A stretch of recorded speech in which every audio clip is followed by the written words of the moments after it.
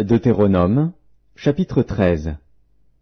S'il s'élève au milieu de toi un prophète ou un songeur qui t'annonce un signe ou un prodige, et qu'il y ait accomplissement du signe ou du prodige dont il t'a parlé en disant « Allons après d'autres dieux, des dieux que tu ne connais point, et servons-les », tu n'écouteras pas les paroles de ce prophète ou de ce songeur, car c'est l'Éternel, votre Dieu, qui vous met à l'épreuve pour savoir si vous aimez l'Éternel, votre Dieu, de tout votre cœur et de toute votre âme.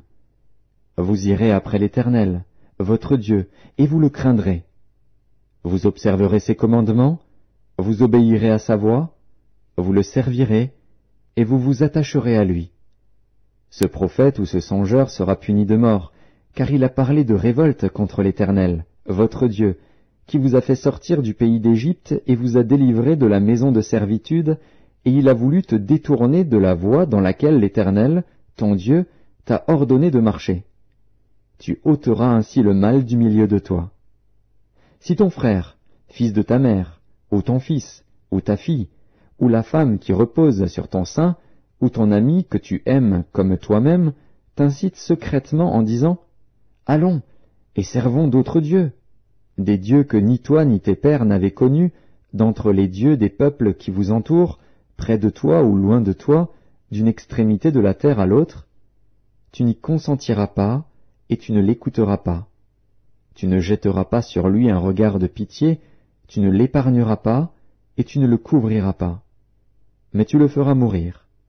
Ta main se lèvera la première sur lui pour le mettre à mort, et la main de tout le peuple ensuite. Tu le lapideras, et il mourra, parce qu'il a cherché à te détourner de l'Éternel, ton Dieu, qui t'a fait sortir du pays d'Égypte, de la maison de servitude. Il en sera ainsi, afin que tout Israël entende et craigne, et que l'on ne commette plus un acte aussi criminel au milieu de toi.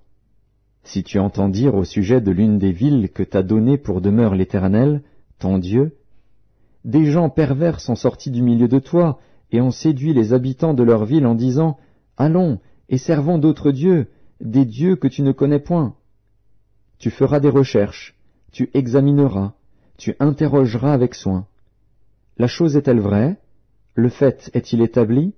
Cette abomination a-t-elle été commise au milieu de toi? Alors tu frapperas du tranchant de l'épée les habitants de cette ville, tu la dévoueras par interdit avec tout ce qui s'y trouvera, et tu en passeras le bétail au fil de l'épée.